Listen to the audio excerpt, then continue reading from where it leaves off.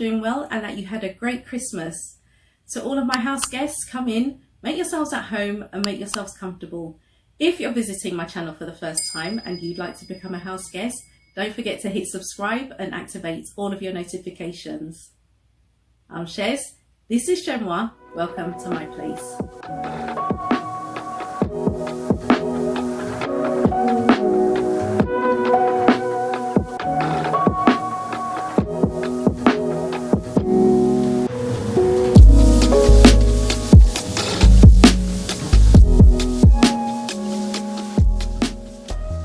So guys, welcome to episode 13, the final episode in this current series of coffee chats, the series of alternative perspectives.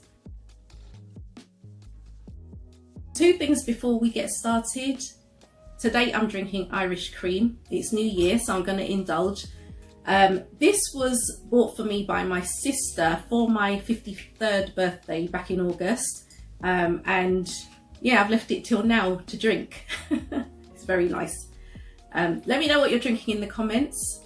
And number two, we go back to episode 12 where we were talking about Cassie's lawsuit and also Meghan's visit to the Justice for Girls organisation in Canada and the issues surrounding that with regard to the treatment of women. I've gone through the comments and here are two that I've selected. This comment is from Carlotta Walker 6185 and she says, "This story about Cassie brings me so much sadness because it brings back memories of my first job. I went to work at 18 years and attracted the attention of a person who I believe was about 30 years older than I was. In those days, promotions were based on seniority.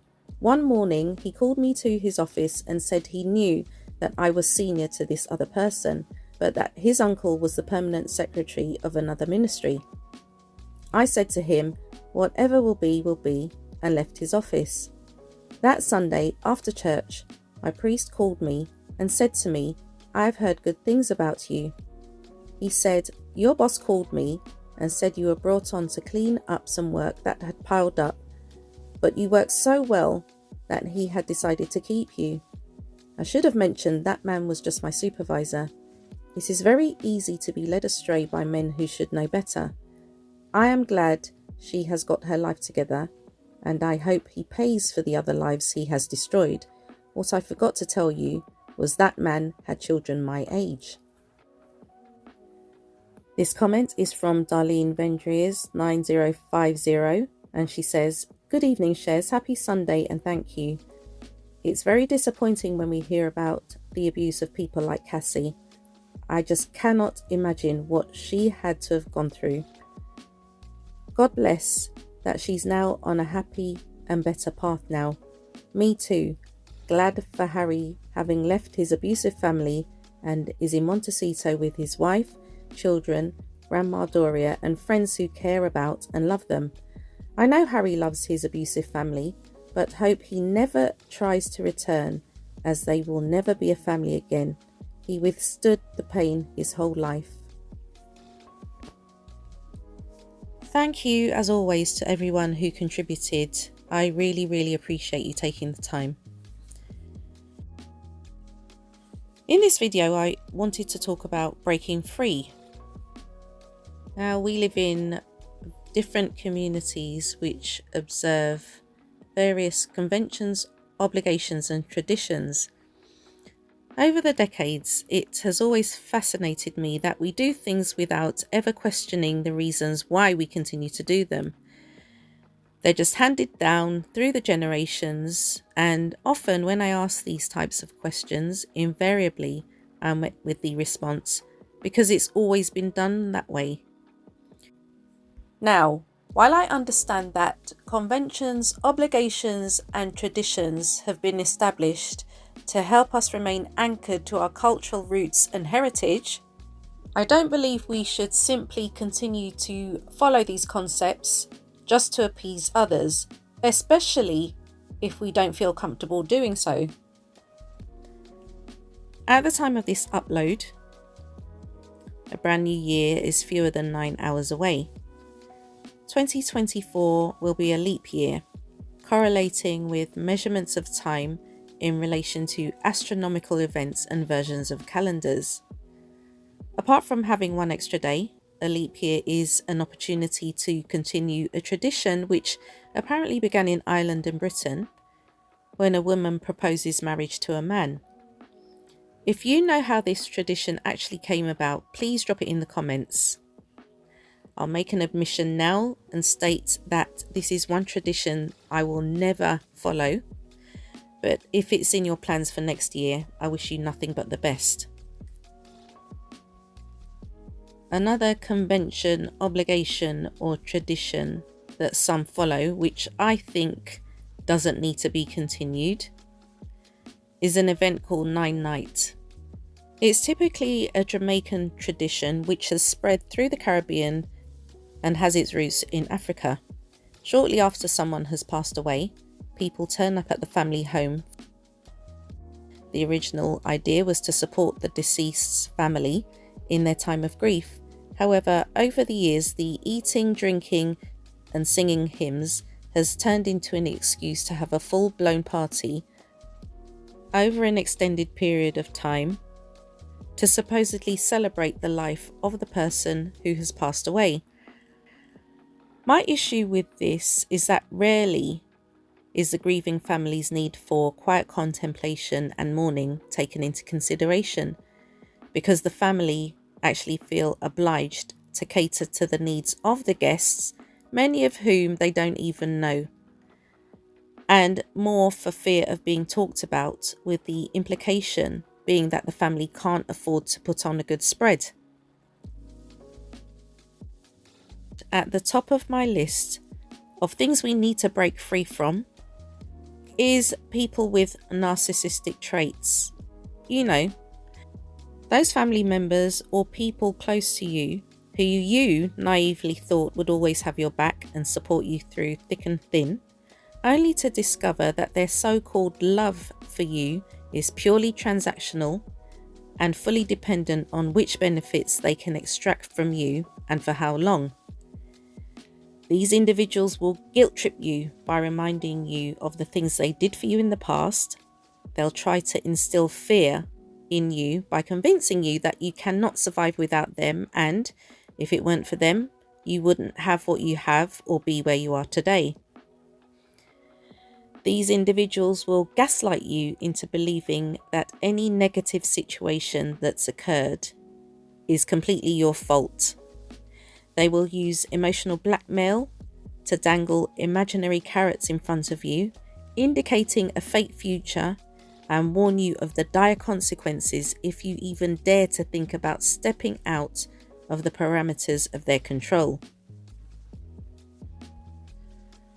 From bitter experience, I can confidently say that because I recently made a conscious decision to no longer tolerate lies, deceit, and manipulation, I've made much more progress in the second half of this year than in the last few years put together. Consequently, I have much fewer headaches, much less stress, and much more peace. Let's briefly cast our mind back to the 8th of January 2020, when Harry and Meghan made a statement announcing their proposal to support the Queen in a seemingly unconventional way by splitting their time between the US and the UK. Now, personally, I didn't see anything wrong with that proposal, given that we have the technology to conduct business remotely, and even before the pandemic, many people were adopting hybrid work practices. However, the firm were determined to exercise their controlling hand, with royal aides apparently stating about Harry and Meghan, people had bent over backward for them. They were given the wedding they wanted, the house they wanted, the office they wanted, the money they wanted, the staff they wanted, the tours they wanted, and had the backing of their family. What more did they want? It is deeply unfair to the Queen, who doesn't deserve to be treated this way. It is a shoddy way to treat her. The family understands that they want to do something different and is perfectly willing to help them. People are just devastated. The level of deceit has been staggering. and everyone from the top of the royal household to the bottom feels like they have been stabbed in the back. This is what I mean by emotional blackmail. Take, for example, Harry and Meghan's wedding. If I recall correctly, they said they wanted a small ceremony, and it was the palace who actually insisted on the wedding they were given in May 2018. So, according to these royal aides, they wanted a whole raft of things, and just because they'd apparently received them, they were said to have been deceptive because, as far as the firm were concerned, they didn't have the right to go anywhere. Remember when Meghan said this on their South African tour? Perhaps you could just give us an idea of what the last year has been like.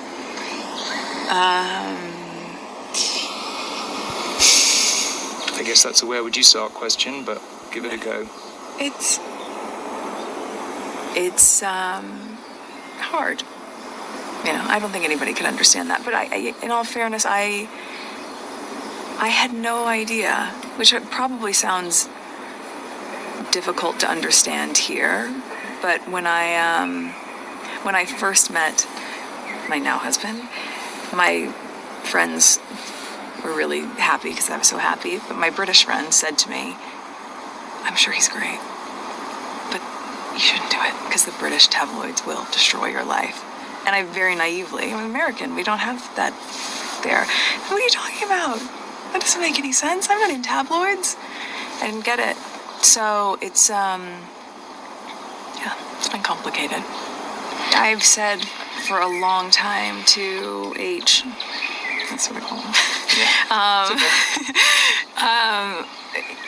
It's not enough to just survive something, right? Like, that's not the point of life.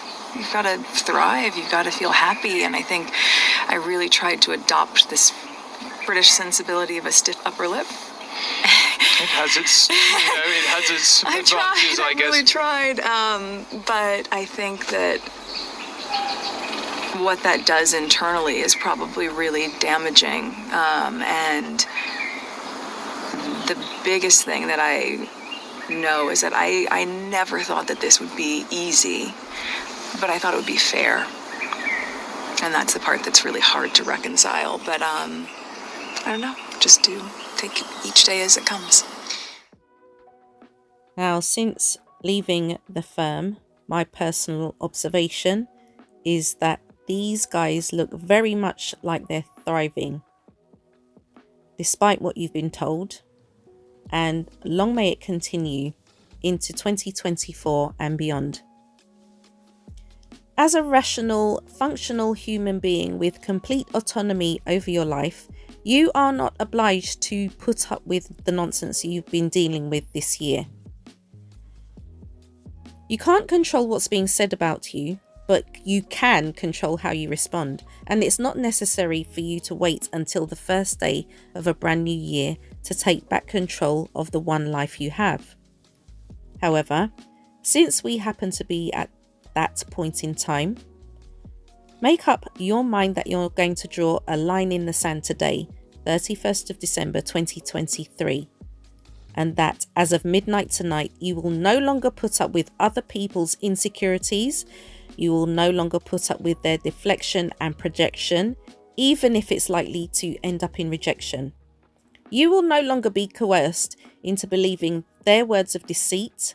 You will no longer tolerate their gaslighting and emotional blackmail. If it means you walking away from a perceived life of comfort and your character being assassinated, go ahead and do it. What you should never ever do is prostitute yourself for what you believe to be an easier life, because I guarantee you that the price you'll have to pay may even cost you that life after it has cost you your mental and physical health because of all the stress you're likely to endure as a consequence of your decision. Admittedly, goal setting is not something I enjoy doing, but I know that I'm the only person responsible for the choices I make. So although tomorrow is not promised to any of us, it doesn't do any harm to make plans, or at least structure an overview of what you want your life to look like for the first 3 months of the new year. 1st of January 2024 is the start of a leap year in which you could end up taking a giant leap of faith initiated by one small step. What do you imagine your life might look like on the 31st of December 2024 if you today decided to rid yourself of toxic associations, or walk 30 minutes every morning, or slightly improve your eating habits, or be less distracted by the countless TV shows and negative news reports on a 24/7 cycle, and instead decide to read one book a month? What would your life look like on the 31st of December 2024 if you gave yourself permission to take that long overdue vacation because you're exhausted? Or what if you worked as a volunteer because there's always likely to be someone worse off than you? How would you feel? What would your finances look like a year from now if you decided to start saving 10% of your monthly income with a view to investing it for your future or that of future generations? Whatever you decide, remember that procrastination is the thief of time that you will never get back. So use this time to break free from conventions, obligations, and traditions that no longer serve you, and to break away from people who only want to see you fail in every aspect of life simply because misery loves company. Be a risk taker and create your own happiness in 2024.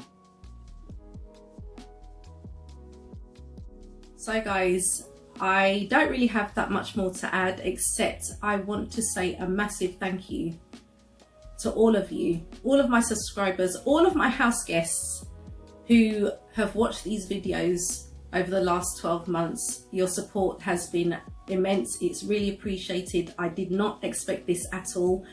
I'm really happy with the community that we've built organically over the last 12 months. I had no idea where this channel was going, and you guys have just kind of shocked me, really.